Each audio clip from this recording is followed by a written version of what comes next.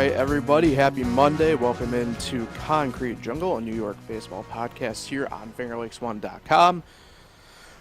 I am Paul Russo. Thanks for joining in. Across from me, as always, Kyle Evans. Kyle, happy Monday. Look, what a weekend for New York baseball. Can't beat it. And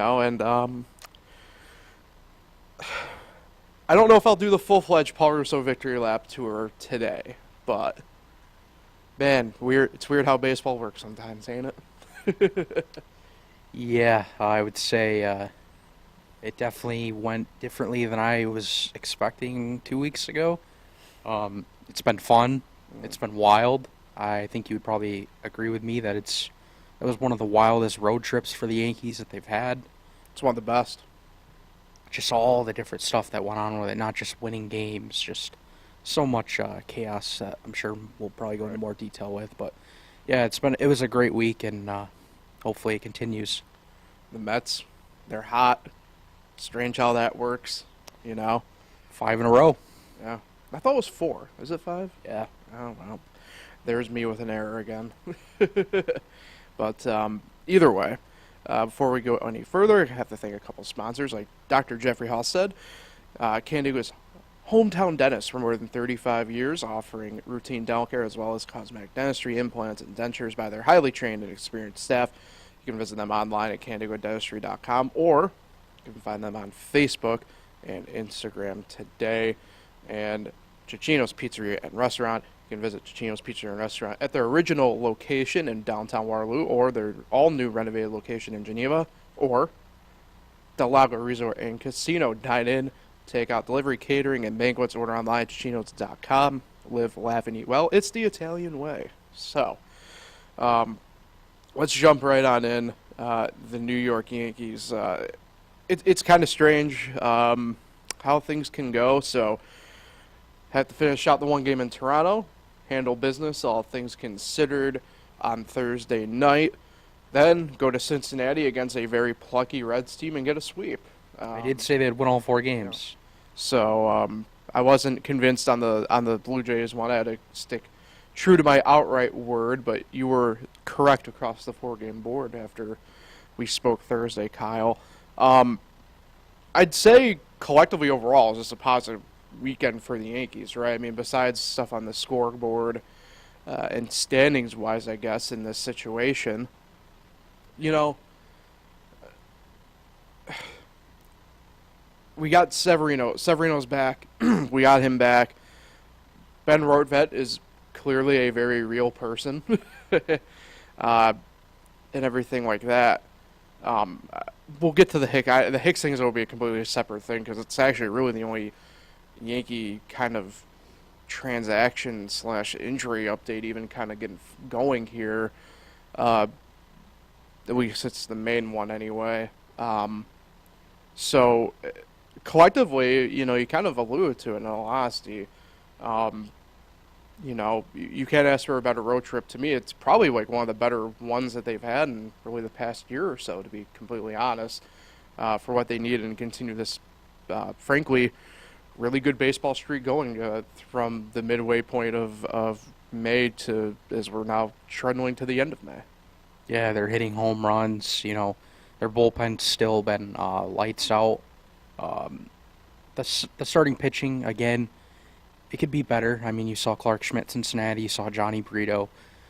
They could have went a little deeper into the game, maybe more efficient. But overall, things seem to be clicking all together at the same time for the first time all year. Again, I know we're only in month 2, but it took a little bit, a good over a month for this to happen. And now I believe they have the best record in Major League Baseball since May 2nd, is what I read last night. How about that, then? And they've won 14 of their last 19.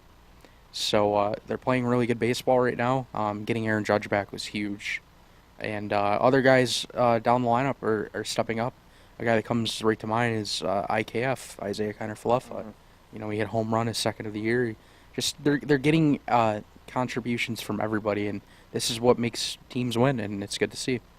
Yeah, I want to continue the IKF thing, but I do want to table it, admittedly, for when we get to Hicks, because I think there is some good discussion to be had there, and some people online still kind of kill me with everything that kind of went on there. Yeah, just the whole lineup. I mean, and it was a point, really, I'd say in 2 of the 3 games against the Reds where it was a different person kind of stepping up in a way at different times when needed. I mentioned, through the past couple weeks here, because the Mets played the Reds, and now that the Yankees have played the Reds, like, this is a plucky Reds team. Like, that offense, I think, is very sneakily good. Their pitching is its really good spots, but also its really bad spots pretty clearly, I'd say, as Yankee and Mets fans have seen here recently. But, we kind of alluded to it against Toronto a little bit, but, again, the point stands from a game like yesterday is Harrison Bader. Like, where are the Yankees without Harrison Bader at this point as well? Obviously, Judge deserves a lot of it. He is he's making a case for back-to-back MVP seasons at this point, and it's kind of crazy to think about. Missing some time already this year, and he's on not the 62 pace, but he's on a pretty good clip to eclipse what I placed at the beginning of the year to be an over-under home run season of about like 37.5, because usually when these players have these types of seasons, right, where they just have home run after home run after home run like he did last year, they never really back that up unless you're Barry Bonds in the past. So, like I said, obviously it's not on pace for 62, but he's on pace for 50-something, I believe it is. So, not bad, all things considered, right? And I just want to say, I think the best part about what Aaron Judge does is, the whole Toronto thing. He got called out for cheating, but he never lets anything bother them. A moment's never too big. He still, just plays out of his mind. 4 hits Saturday. I think, he started the rally when they were down 4-1. He tied the game and before putting them ahead in extra innings. Just unbelievable day. And 2 things about that Red Series quickly. I love that each time at Saturday, Sunday when they were trailing, their bats were still really good. And it was just a matter of time, and both times, Harrison Bader sparked it Sunday, Judge sparked it Saturday. Just like I said, everyone up and down the lineup, and it's fun to watch right now. Yeah, Judge was 3 for 3 with a walk on Saturday. I mean, just great stuff.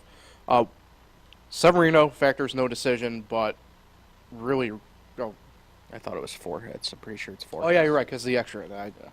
Just don't mind me. It was a weekend, to put it bluntly. What'd you make of Severino yesterday? I thought he looked really good. I was able to see the highlight package afterwards because it was on Peacock and everything like that. And obviously factors in the no decision. He wouldn't have gotten the win at least anyway. Obviously he wasn't going to line up and get a loss to that end either. But got to his pitch limit. They'll keep him at 75. Comes up just a hair short, more or less, when you look at it from the box score perspective of things going 4 2/3. But I thought he looked really good. Apparently, there's been a number of scouts at this point that have kind of been following his comeback and kind of following up what they saw in his limited spring training action before he got hurt. This is probably the best anybody has really seen him so far. And not maybe quite to that point this start, but they said the fact that he was able to come out, pitch the way he was, be effective the way he was, is a big plus for this Yankee rotation. Yeah, I thought he definitely threw the ball well. I was hoping he could get through that 5th inning, but I forgot who singled out from him, and pitch count was a factor coming into the game. But overall, it was a really encouraging start. I believe his next start will come against the Padres, because they play the Padres coming up next. Yeah. I know he's not in line for the Baltimore late series. In the week. So that'll be an interesting lineup to kind of navigate, even though it is struggling. But yeah, I like how well he threw the ball. But I don't know. Did you see the play in the first inning where they scored the runoff from him? No. Oh, you have to go watch it. Oh boy. Very controversial. Oh, actually, yeah. The where they awarded a run when it should have been second and third, 2 outs. Yeah. Not saying they still wouldn't have scored a run. Yeah. But I mean, what are these umpires doing? I mean, isn't that the rule if it's a dead ball? It That was guy was on first. it was a rough series for this crew. Um, And throwing out Boone, yeah, throwing out Bell twice. right, Um, right. just, I don't know. I feel like the umpires wanted to steal the show this Now, weekend. I don't think he's the crew chief, but it's a Brian Onora-led crew. He's the vested veteran within that crew, and probably a good time to at least talk about it, even though it's a non-factor to me because the umpires even came out in their pool interview afterwards and said it was like a part of the interior of the glove that ended up on like Schmidt's arm and stuff I like that. forgot about that whole incident. But right, and I mean, Jesus, there's been a lot of 'cause stuff. to me, it was just a non-factor because it was nothing in terms of that. They just told him to go clean it off of his arm and whatever. But not a great weekend for the Onora crew by Well, any means. But you do get David Bell's point, right? Why? Oh he yeah, came out I and mean argued. it's the same gripe that Bondelli has, and I understand it. And Schmidt, I again, think, had 4 scoreless innings at the time. Right, and again, I go back to this where it's the summer is going to be quite interesting here at this point because I forget which series it was this weekend, but it popped up again with the rosin. And look, I know the MLB is experimenting with the grip balls, and I think it's like the Atlantic League this year. But the MPB in Japan does it. The KBO does it to an extent in Korea. Tack the balls up at least or something, because like like I said, we're gonna have and this is not just a Yankee or a Met thing here. There's gonna be problems across baseball this summer with the pitchers and rosin. So either the MLB's got to get with it and figure out some sort of metric here, or I mean, I hope these umpires do not take anything personally when somebody says something to them. You know what I mean? Because it might be a long summer in terms of having these discussions about how much rosin is too much rosin type thing. So, but I do understand the gripe across the board. I mean, I do. I'd be pissed off too. I'd imagine Boone would be irate if it happened with the Yankees. I'd imagine Buck would be irate if it happens with the Mets. You know, it's certainly a two-way street, not a one-way street in this situation. Yeah, I just thought the whole umpire crew was just like I said, trying to steal the show. They had quick hooks on both managers all series. I mean, I thought Boone said maybe 1 or 2 words he's already thrown out. Like, yeah, he could have said something, really bad where it got him thrown out right away, but it just seemed so quick. Boone couldn't even argue. He was like just thrown out right away. You think these guys are a bit perturbed that the cyborg assistance is on the way, and so they're kind of having. No, I'm being serious about this because it's been a working theory I've been kind of thinking about all season, where look, to be honest, the system is coming whether they like it or not, and So I think it's their one final. To just call it the way it is, power play. To be honest. So they're taking their frustrations out and kind of just doing what they would like to do and don't really care how anyone feels or anything. 100%. I mean, that's a good point. I never really actually thought of that, but to me, it does seem like there's been a lot of ejections. Like you need us more than like the robots need you type thing. I think that's the way it is. Yeah, and I forgot what game it was. You probably saw it, but I think it was Mariners or something. Way out of the zone, call the strike. I mean, these umpires just get worse as the years go on. It's real bad. Yeah, I don't know.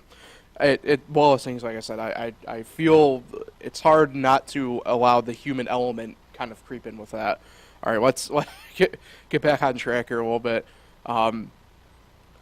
Just for a moment, Ben Rortvedt, obviously I was able to watch pretty much the whole game Saturday outside of, I think, half an inning where I just had to go grab dinner quick or whatever. So, but I thought he looked really good. It's tough, obviously, with minor leagues. As much as we do have the technology, a lot of it still is behind a paywall. So your clips that you kind of see are always in the rougher category of terms of quality still and stuff like that. But I thought he looked really great, especially on Saturday. You know what his stance in batting, what I'll call mindset, reminds me of, and it's kind of funny given who they played, was Joey Votto. A little bit choked up on the bat, similar stance. I'd say it's a little bit more crouch for Ben, but just a guy who squared up the ball, I thought, and just allowed the ball to kind of do the rest type thing. And, I mean, look, I think, in all honesty, once Trevino comes back, I I think we might have seen the end of Kyle Higashioka in New York, to be completely honest. Again, I don't. It's to me. We know what Higgy's cap is. We are at his cap. Look, I'll put it to you like this: Trevino or Higgy, who would you rather have?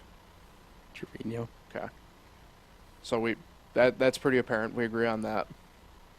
And albeit the small sample size of just this weekend, I think it's hard to kind of ignore what Ben has been able to do in the minors and now to the majors with not just the Yankees, but with Minnesota as well prior to this. I mean, you have a good point. Just one thing that concerns me with him, based on all his recent years, is those injuries that pop up. That's fair. And when they pop up, they really pop up, Well, where he misses a lot of time. Again, to play devil's advocate here, Austin Wells is in the pipeline here. He's going to have to get up eventually. You know? And to be honest with you, is he at Double-A now technically, or is he still at rehabbing with Tampa for the time being? No, he's up in Double-A. Okay, so I mean, he's pretty much at that step anyway, you know, and The Yankees are a better team with Yeah. Ben Rortvedt definitely on the roster. I mean, you're gonna have to DFA Higgy. He has no options left.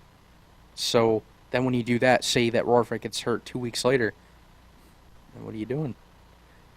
Remember Rob Brantley's not in the system anymore. there's a ton of Cam Gallaghers roaming around. You can go and grab one. Trust me. I don't know. If the Guardians are still hanging on to Cam Gallagher for some reason, the Yankees can go and grab a Cam Gallagher. All I'm saying is, look, we know what Higgy is at this point. Okay, things haven't gotten better with him. Home runs once The in a while. Yankees, for whatever reason, the Yankees have just held on to him. They love him. And Longest tenured Yankee. but here's what I'm getting at though with that. They had no problem, and I know it says maybe really honestly the worst example of it in a way, but they let Gary just go with it.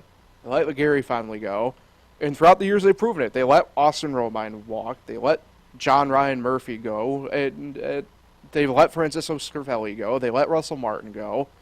The good days. It's why do they love Higgy so much that they have just kept him on when, to be honest with you, the only catcher in my mind that I just named right there that railed off in the post-Posada years, worse than Higgy, is probably John Ryan Murphy, to be completely honest.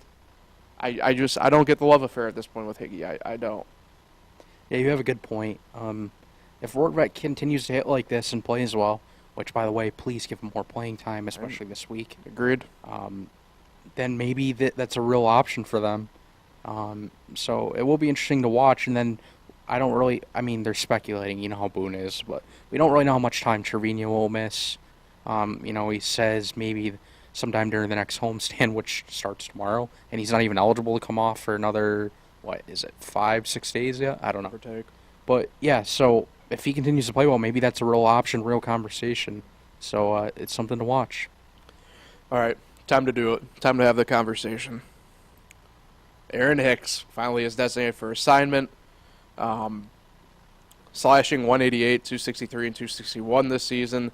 8th year on the club. He had 2 years remaining on that contract that he signed as an extension.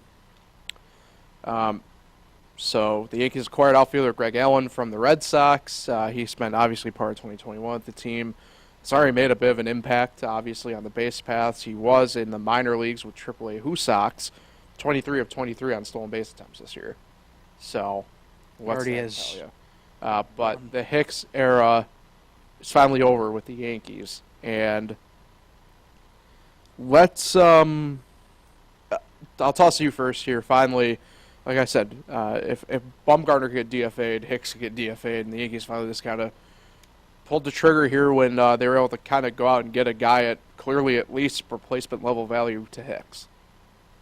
My initial reaction was I had woke up just 5 minutes before the news came out, which you know what time it came out. Well, we won't talk about it. It's really late. I slept late, but I couldn't believe it. At first, the reporter tweeted it out. I didn't think like it was real. Um, but then I found out it was real, and I just immediately thought, why did they wait until he was hitting better? That was my initial thought. He's hitting 340 in his last 7 games. Yeah, it's only 7 games, but when he was hitting like 120 in the first however many games he played, they acted like it wasn't even a consideration. Cashman spoke about it. Boone spoke about it. Everything was all positive with him. He'll eventually turn it around. And I don't know. I just feel like it should have been made much more earlier than that.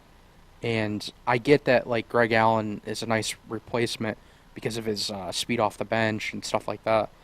But you could have still DFA'd him. You had other options before they got Greg Allen. So I don't know why you had to wait longer. I mean, we're almost in June. It took almost 2 months for this to happen. Right. When he's and then you look at his numbers last year, 2021, even 2020, just awful. Yeah.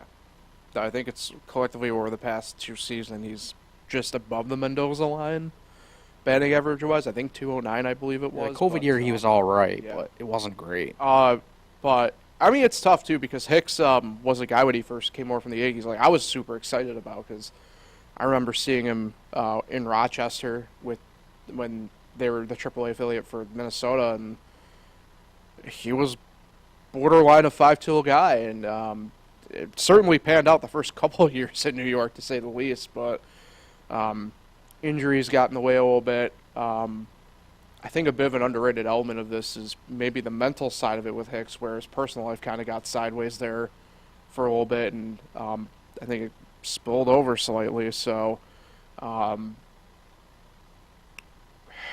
it is what it is, and it's tough for me because I do have some stock in Aaron Hicks, admittedly, from throughout the years. But I mean, I think I was probably one of the first couple guys in spring training this year who was kind of just like, can we just like let him go? Like, what's he doing here at this point? To finish off this portion of the conversation, it's always interesting to me to kind of see fan reaction, and a lot of people, Kyle, were kind of riding your thought was like, he finally starts it and then we DFA him. Well, who did you want in this place? And some people online were saying, well, should have just DFA'd IKF. And one, it's not how baseball operates in a way, because by all accounts, IKF is very well liked in the Yankee clubhouse. He's a good guy to have around, obviously. Look, over the weekend he made an impact, as we all know, both offensively and defensively. And that's a very big thing here, I think, is a guy he can play not all 9 positions, but you could probably stick him at about 6 and feel comfortable in some way, shape, or form. And I go back to beginning of spring training when it became apparent that IKF wasn't going to be the shortstop this year. And he said, okay, and it was pretty much just, hey, what can I do to help the team? And he's doing the stuff in the outfield. He's putting himself in a position where he's going to have a learning curve, but he's trying his best to make an impact for the team in a positive way and not be the negative value player that honestly Hicks became for the Yankees. Yeah, the whole IKF DFAing him is funny. I mean, the guy doesn't even play every day, and when he does play, like you just mentioned, he's a very solid player in this new role that he has. I'm just saying that they could have let Hicks go, over a month ago, and then you probably are like, well, who would they put on the roster instead? Well, Hicks wasn't playing every day anyway until he kind of got hot. So bring someone up from AAA and just start him here and there, but most of the time he's going to be on the bench. And a guy that comes to mind is, I know he struggled, but he's back in the organization, Estevan Florial, Franchi Cordero. You could have just called them up. They'd be sitting on the bench anyway. They wouldn't be starting every day. Anything would be better at Hicks at that point when he was struggling. So there was ways about it. And then just recently, Peraza just finished his rehab assignment. You could have DFA'd him and just brought Peraza up. So there's other ways they could have went about this. They're acting like they had to find a replacement that would start. No, Hicks was a bench player anyway. Well, I think you kind of saw the route they were going when all of a sudden Jake Bauers was batting leadoff and getting the time that, in theory, Hicks would have had when Stanton got hurt. Apparently, You know they what I mean? love Bowers. Michael Kay said on his show he knows people in the organization. They literally love Bowers. Something about him. I guess his swing. They think he can turn it around in New York. Well, I remember when Bowers obviously started his career in Tampa, right?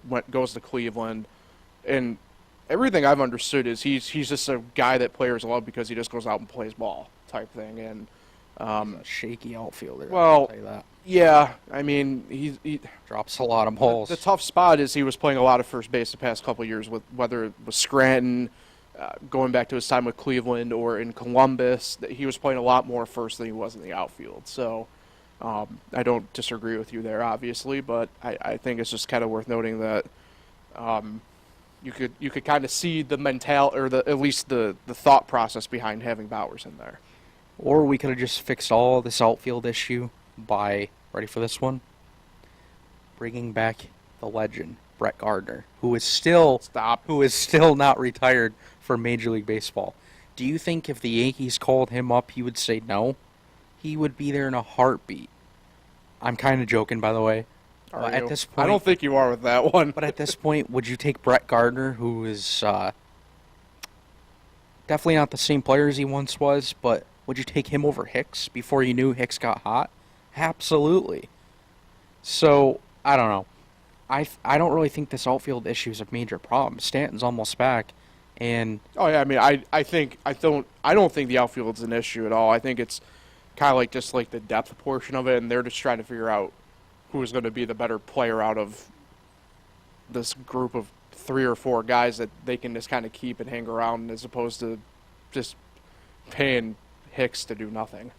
yeah, Stanton, Bader, Judge, perfect outfield. One guy that I think you like that I'm not a big fan of is Willie Calhoun. You mean Yankee legend? I would rather take Jake Bowers over Calhoun.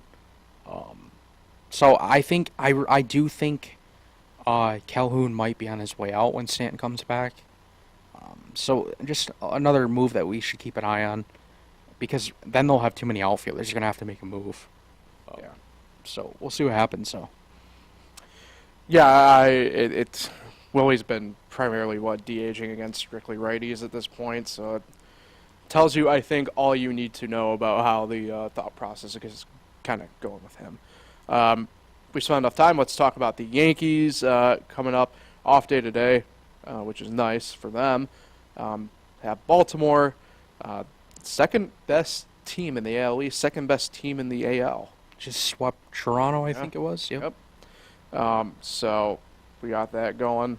They're good. Yeah. So tomorrow night, Tuesday, 7:05 first pitch on yes. Kyle Bradish, a 2-1 record, a 3.90 ERA for him against Garrett Cole. We don't need to discuss the leader of the Cy Young Award, his stats at the moment. Wednesday, 7:05 at Amazon Prime Video. Tyler Wells, a really good young pitcher. And for Yankee fans stuck behind a paywall, so this one's going to suck for that in terms of that. 3-1 at 2.94 ERA against Nestor Cortez, who nice little turnaround game admittedly in Cincinnati over the weekend. So, or rather Toronto. See, that's what happens when you have that finale. Final games. Kind of got rocky at first there for him, but nice little bounce back outing for him. And then Thursday, 7:05, Kyle Gibson against Clark Schmidt. I see you agonizing over there, Kyle, but Clark Schmidt, tired of that guy. I thought did more than fine on Saturday. Can Rodon just get the hell back already? Yeah. Man, this is tough. The pitching matchups I think kind of play well here for the Yankees. I think the interesting part in this though is going to be kind of Baltimore's offense here, and I don't mean like, oh, are they just going to bash? No, Baltimore plays a brand of baseball that's a very, if you're a baseball fan, it's a fun hybrid. It's some long ball mixed in with a lot of small ball. They are, I believe they're still top 3 in stolen bases in the league. Cedric Mullins, thanks to him. Well, not really a lot of Cedric. Jorge Mateo. Jorge Mateo. So I'd like to say the Yankees take 2 of 3. I think if things shake out right, that can happen. I think it actually is probably going to be Baltimore takes 2 of 3, though. Ouch. It's one of those things where I'm intrigued, and DJ LeMahieu has played super well at third. But this might be the big test for him over there, which is why I'm intrigued. I wouldn't be surprised if we have some LeMahieu DH action this series. And I think, here's what I would do. I would have IKF at third this series. That's where he won his Gold Glove a few years ago. That's where he's been statistically the best on defense in his career. I think I would personally do that, only because I think it gives the Yankees the best chance of winning a very pivotal series against a Baltimore team that's not going to be going away this year. I'm going to say, I hate that Schmidt's starting, but the offense, I think, is going to bail him out there. I'm going to say a Yankees sweep. Really? Yep. Okay. I think Baltimore, they're very good. So I'm the negative person today. It's going to be tough for you're the negative person for the last 2 weeks. Because I have been? Remember I said they'll win all 4? You said they were going to lose 3 of 4 against Toronto. Yeah, at the on that Monday. Oh, But then on that Thursday, I said they'd win all 4. Toronto and then the 3 in Cincinnati. it's true. So I think the Yankees are hot right now. Orioles are due for a couple losses because they've been playing very well too, and they need their little bad stretch. So give me a Yankees sweep Attaboy. with the brooms out, Proud of you. and then they'll go and lose tomorrow. Watch. Oh, that'll happen. Let's head to the Mets, where first I need to do this quick edit here on the bottom third. And it's always interesting to me how baseball this kind of works in mysterious ways, Kyle. And to the doom and gloom Mets fans out there, I don't want to say I was kind of right about, hey, just kind of have to let things play out and get people get more reps and stuff like that when they needed it. But, well, sometimes it do be like that. They have to stop coming back. I'm so tired of seeing them come We'll back. get to that, though, in a second, because let's start here. The doubleheader yesterday, because of the rain out Saturday, you had 2 classic Scherzer and Verlander games, in all honesty. And to me, it's like I said, they just need to get a couple more starts each under their belts because they're older, they're coming back from injury, right, from time off. Just happens that way. And especially Verlander, to me, that was a very emphatic game to have if you're them. And the winners of 5 straight. And I know, like you said, Kyle, got to stop coming from behind, but it's been a lot of the Yankees' style too recently a little bit here. And at the end of the day, just win. And that'll solve a lot of problems and get yourself going in the right direction. And frankly, the Mets have done that. And they've also done it, by the way, from a host of pretty much different people. Francisco Alvarez, for example. A couple big hits in clutch time to tie the games up. Marte had a home run yesterday to bring the Mets back. It's been, whether it's the young guns, like Brett Beatty has another good game offensively in Game 2 yesterday. It's different people stepping up in different ways. Francisco Lindor stepping up, and to me, it's impeccable when people do it that way because it's showing that not only can a guy like Pete Alonso do it or Francisco Lindor do it in this case, but the young guys can do it. Starly Marte, who's been struggling, I can do this, It shows to me that the resilience there, they're going to figure, if they haven't figured it out, they're going to figure it out, and if people want to naysay and whatever and do what they want, that's fine. We were sitting here last Monday with the Mets 2 games under 500, tied for 3rd in the NL East. They're now 5 games back in 2nd place, 2 games above 500. Okay? May not be great, I see the way you're kind of looking at it, but the fact of the matter is the Braves are going to be without Max Fried and Kyle Wright for a while. They're doing 2 bullpen games each rotational cycle, Braves are which so is psychotic. Like, that's not going to be sustainable. Look, and I understand if Mets fans don't want it this way, but to me, they're in the driver's seat at this point. They just are, and Are they going to crash or? I don't think so. I just, like I said, baseball works. At the end, it'll work itself out. That's the way it always is. If you have a good enough team, that's the way it always happens. Okay, and maybe it took the slap in the face of the beginning of this month for them to kind of just like realize it or something. I don't know, but the fact of the matter is, over the course of the past 5 games / 5 days, they've figured something out and they've capitalized on it. Yeah, the season-changing moment that I think is going to be for them came, was it Wednesday? Yeah, it was Wednesday when they put together that big comeback against the Rays, trailed 3 times, won in extra innings. I think that's where it really turned around. You gain tons of confidence from that, and then you go in the next day and you have a day game, and you come from behind again, and you beat the best team in the league, back-to-back days in comeback fashion. So, for me, if they don't end up crashing, that's my turning point in the season. And I do think the Mark Vientos call-up helped spark the team a little bit.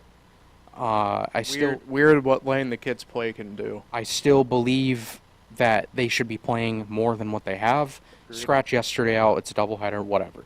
But like that Thursday game we talked about last week, no Beatty, no Alvarez, that can't happen. That cannot happen. These are kids. They play every day in the minors. They can play every day at the majors. Don't tell me matchups. Don't tell me Vogelback is a nice option, too, because that guy is not playing well at all right now and has not been playing well. So, yeah, the Mets are playing real well right now. We'll see if it continues. But they have this stretch coming up again where they got teams that they should beat. But as we saw the last, month or so, they're not beating the teams they should beat. So just because they won 5 in a row, I don't feel confident until they actually go out and beat these terrible teams. And that's fair. I'm not going to run away from that fact. Especially, I don't want to look too far down the line here, but you look at, they're playing the Cubs this week, and they do have the Cubs, frankly, what is supposed to be their front-end starters this week.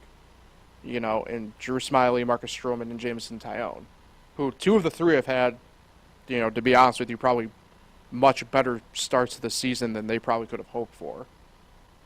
So they don't need sweeps coming up. They just need series of wins, and then I'll believe that they're back. All right. What did you make of Brooks Raley yesterday in the doubleheader, having both? What's the proper term that they're calling it now? Like the high leverage situation out of the bullpen. Either way. But he got the save in Game 2 of the doubleheader last night. Do you think they're testing the waters on him as the closer kind of going forward here? I kind of feel like that might be the case. Well, it probably is due to some usage. Fair.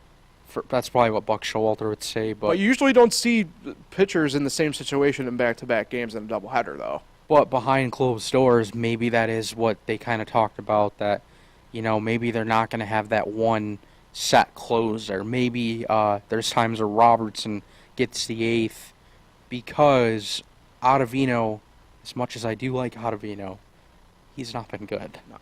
He's given up go-ahead hits way too many times. So maybe they're seeing that and they're lacking confidence in him. So they're like, man, we can't just keep throwing Ottavino in that high-leverage spot in the 8th inning. So maybe we'll bump David Robertson back to the 8th and then try to get that save from Brooks Raley. Maybe that is a thing that they're talking about. But as organizations always do, they like to cover things up and not really tell the fans what's going on. I mean, it's just interesting because they go out and they make the trade for him, and former top prospect level player, with the Rays, and for him to just be kind of like the lefty in the bullpen thing, kind of always. I didn't say it threw me off guard, but obviously at the time, I mean, Edwin Diaz is healthy at that point still, right? So you're not, questioning it and everything like that. But I don't know. It's interesting because I know, like you said, and I do agree with that because obviously, you have these limits and everything and stuff like that. But normally, like I said, you don't see guys go in the same situation of doubleheaders all that often. And yeah, to me, frankly, Buck is one of, if not the best manager in the game currently, and I would trust him decision making wise and something like that than most other people, obviously. So I do think Buck's losing his mind, though. what do you mean? His pinch hit decisions recently are not smart. He brings Vogel back in to face a lefty when his numbers have been terrible. When he had Brett Beatty on the bench and his numbers have been great. Yeah. What kind of decision making is that? And on top of that, Vogelback has been one of their worst players.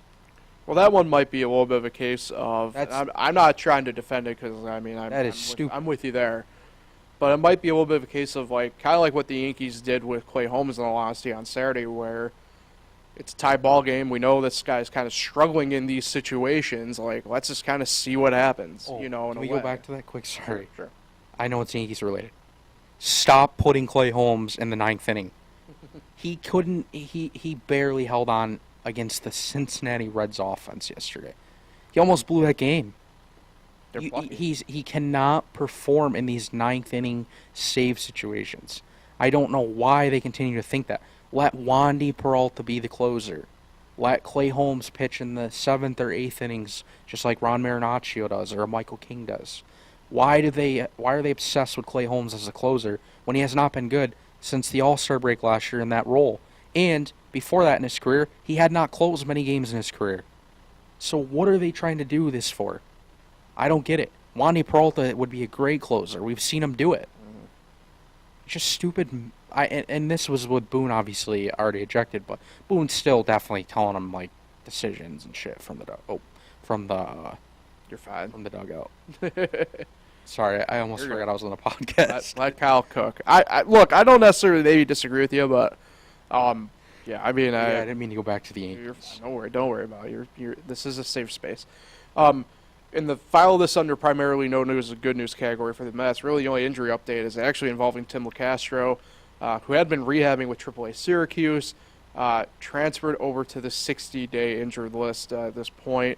Been dealing with back spasms and just have not been able to quell them at all. So he will be back on the shelf here, the way it looks, for an extended period. I saw that he might have surgery. Yeah, kind of. The one back spasm injury I always kind of go back to in these situations is Tracy McGrady. Frankly, back spasms derailed what was going to probably be. I die by this bullet with him because I was able to see him play prime health basketball before the back spasms. Honestly, probably a top 10 career in the NBA all time, and back spasms just derailed what was probably going to be a really good second half of his career. And obviously, the hope for Tim would be,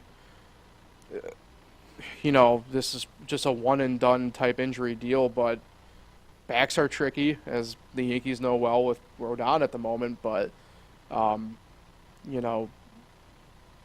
a guy like LeCastro, who, utility guy, known for his speed, that skill, I mean, this is a tough injury to overcome as well. Yeah, and he was playing, if I remember correctly, it was small sample size, but he was playing pretty well. Yeah. Great pinch runner, obviously. So it does suck for him, and he was probably so excited going into the year. He already played for the Yankees. Now he plays for the Mets, big market team. A World Series contender. It's definitely probably tough on him. Yeah. So, the other really news I saw was Nitos began a rehab assignment with Port St. Lucie. So, be interesting to kind of see what happens with him. Stay down there at this point. Well, you probably AAA, but yeah, sure. It will be interesting to see what happens. I again, talk about, say, the Yankees situation, right? The Mets are going to have one too as well here in a matter of a few days once Nito gets figured out. Is You know, they sent Guillorme down. You know, is Nito that guy who once he gets fully back to 100%? I don't know Nito's exact option situation compared to Guillorme's, obviously, but um, I'd say it's on the table. I mean, Alvarez, you know, I know the average maybe not exactly where you want it to be, but I mean, his bat is clearly woken up, you know, and he looks just more and more comfortable the more time he has behind the plate. So I don't know. And frankly, to be honest with you, if Gary Sanchez, who we haven't really talked about, who we probably should, who got called up to the Mets over the weekend, And played one game. if he gets some any sort of traction, honestly, then you are really kind of looking down this barrel of what do you do with Tomas Nido? I was going to go on the opposite end. Oh. Say, how long until Gary Sanchez gets DFA'd? Oh, wow. I mean, yeah, he had his hit and his sack fly, but you know, those big strikeout games are still coming, and I don't know. I don't know what the Mets are thinking. I don't get the resting of players, not playing players enough. Like, to me, Sanchez, you call him up, no reason why he can't DH. The Vogelback stuff, I'm not even a Mets fan, but I can't imagine being. It's kind of like the Hicks, I feel like Mets fans are with Vogelback. He hasn't been hitting well. He doesn't hit well. So why does he continue to start in the lineup? And sometimes the matchups don't even favor him, and he's still in the lineup.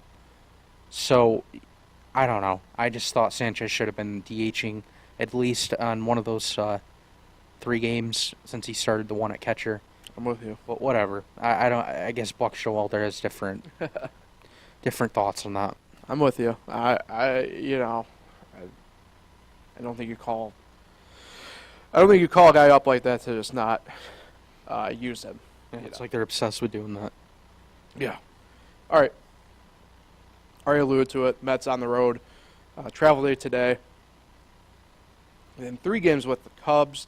Kind of already said the Cubs starters, but for the Mets, 7:40 first pitch on SNY tomorrow on Tuesday. Kodai Senga gets going. The series for the Mets. He'll face Drew Smiley. Wednesday, same time, same channel. Tyler Megill against Stroman. And then Thursday, same time, same channel. Cookie Carrasco against Jameson Tyone. Thursday is this the ultimate rock fight battle of trying to figure out yourself between 2 veteran pitchers. We're going to figure out who's worse. Right, kind of crazy. I think we know who's crazy worse. Crazy how the mighty have fallen in a way there. The Cubs are an interesting team. They're at a bit of a crossroads within the season right now just because of injuries cropping up and stuff like that. I'm going to go Mets sweep, to be honest with you. I think they continue this hot streak. I think we see them win 8 straight games by the time we really dive into them again, even though we'll be back Thursday. So I guess when we talk Thursday, in my mind, it will be 7 straight wins. But when they get done playing the Cubs, I'd imagine, in my mind, it will be 8 straight wins. I don't like the pitching matchups, so I'm going to say Cubs 2 of 3. Really? Which ones do you not like stick out for you then? Well, Thursday's a guaranteed loss. Wow. And I'll say it again. Thursday's a guaranteed loss, and we'll talk about that on that following Monday because, it'll be a Thursday night game. And I just feel like I like the Mets winning tomorrow night. I think it's that Wednesday and Thursday game that they lose. Okay. Interesting. I figured you wouldn't be a fan of the Senga start against Drew Smiley, but that should be What he did, Yeah, I will say this. That's a game Gary should be DHing instead of Vogelbach. what Senga did his last start makes me think that he's going to do something like that again, and they're going to get enough offense, and they're going to win that game. All right. Before we get out of here, let's spend a couple minutes on Rochester and Syracuse. Some roster movement with both teams in a way, even though with Syracuse it's because of call-ups and send-downs, whereas with Rochester it's opt-outs and signings. Rochester loses a series in Buffalo throughout the process there, though. The offense kind of really came alive, but then it was actually their pitching kind of let them down, kind of an inverse of what's really been going on for them in all honesty the past few weeks. A couple major leaguers have joined them, though, on minor league deals with Washington, in catcher Luis Torrens and outfielder Franmil Reyes. Reyes made an immediate impact on Saturday. I don't know if you saw that, but ripped an RBI double. What a big guy. It. So, yeah, I mean, he is a large human. He crushes balls. The Red Wings are in Toledo this week, so it'll be interesting to kind of see how things kind of play out there with them. On the opposite end, Syracuse, they end up true splitting with Norfolk, and it wasn't their offense really being the main headline for them. It was the pitching being the main headline with them this weekend, specifically Joey Lucchesi and David Peterson, who, look, frankly, the Mets needed to figure something out with them, and they go back and clearly something clicked here in their first couple starts each back with Syracuse, and they've really stepped up for the S-Mets when they need them against the best team in the International League over the weekend and shut down the Tides. I was thinking about something after seeing that. It's just so funny to me that when these guys go down, not just Mets players, not just pitchers, some of these guys go down, even the Yankees, Esteban Florial, Frenchie Cordero, these guys dominate the AAA level. But when they get to the big leagues, they look like they just can't hit a single pitch or, go over 5 innings in a start without giving up 8 runs like Peterson continued to do with the Mets. It's so funny how they can go out and dominate a league immediately. And I guess that's kind of telling where they belong for their careers. And I know you like David Peterson a lot, but I have a lot of stock in him, man, my guy Joey. He's better than Carlos Carrasco. Whoa. Okay. Syracuse returns home this week. I will be going Thursday night because they're playing the Reds AAA affiliate, the Louisville Bats. And my dad's favorite team is the Reds, so me, him, and my brother, we're going up for that. So that'll be a fun time. And Reds' top prospect, Ellie De La Cruz, for Louisville. Dollar Thursday, too, right? Yep. It'll be a fun time to be had on Thursday. But I thought it was look. I mean, I know where you're coming from, though, Kyle, with the pitching. But I thought for a team where pitching has clearly been their struggle all year, to be quite honest, the fact that pitching kind of took the headlines for them to step up in this performance, because entering the game on Friday, they were down 2-1 in that series against Norfolk, and just came up clutch when they needed to, and took home 2 of the final 3 on. Like I said, they also some really great pitching, and they need more of that because clearly the offense is still there. I mean, they put up, I know yesterday I think it was only 3 runs, but, Saturday they put up 9. I think Friday they also put up, I think it was like 7 or something like that. So, I mean, the offense is still clearly there, but, if that pitching comes around and that offense stays hot, or at least stays where it is, I mean, it's going to be an interesting second half for that team. I know we talked about Rochester that a little bit, but Syracuse is the one team out of the 2 that really sticks out to me where it's like, clearly there's something there. It's not like the offense has just cooled off by any means. Sure, they have games, that's baseball, but they've predominantly been run-producing lineups that they put out night in and night out in Syracuse. It's just the pitching just needs to kind of find that footing and take flight. Yeah, I'll just say my takeaways on these 2 teams. There's positives, but man, can we just talk about winning minor league teams for one season? Like, why can't we get those winning minor league teams for 1 year? I mean, you look, 9 games under 500, 7. It's repetitive stuff with them. I know there's transactions all the time, and it changes roster and stuff, but it would just be so fun to talk about winning minor league teams and how far they could go in the playoffs. But I feel like we can't because these teams just don't figure it out. Well, that's the beauty of the new system this year is still might be able to in the second half. So, imagine if one of these teams went on a run like Scranton did, 5 years ago? Mm-hmm. That would be so fun. But I feel like, maybe in a couple of years that'll happen, but not this year. You never know. The way it's structured now, Kyle, you just don't know. Second half, one of them just might get hot at the right time, and that's how they end up in the playoffs. So, it's all it takes. All it takes is one. So that will take care of Concrete Jungle for today. I appreciate everybody tuning in. If you can't watch live, make sure you catch up anytime on YouTube, Spotify, and Spotify for podcasters. Kyle, busy week ahead for you here locally because we have sectional time. Saturday wreaked a little bit of havoc, I believe, with the rain, so you had yourself a marginally busy Sunday in terms of following the high school stuff around. But I'd imagine we still have at least a few Wayne Finger Lakes teams holding strong in baseball and softball here before lacrosse gets going. Yeah, some teams haven't played yet, and of course my hometown team is one and done. Wow. They wouldn't be if I was still on the mound. But That's the mentality I like. and I'm sure Coach Schott knows that. But yeah, it's going to be a busier week, and you got the Miami Heat going to win it in 4. That's right. Celtics quit last night, embarrassing. That was bad. NHL playoffs, shocker, Vegas up 2-0. I think you'd be surprised too. Overtime's abound. Yeah, overtime's a thing all playoffs with every team. Yeah, it's going to be an interesting week, especially if the Yankees and Mets keep winning. It makes it way more fun. Mm-hmm. It's the best time of year. Got everything kind of going at once. Fever pitches for a lot of stuff. So we'll be back on Thursday. Enjoy the week, everybody, and we'll talk with everybody then.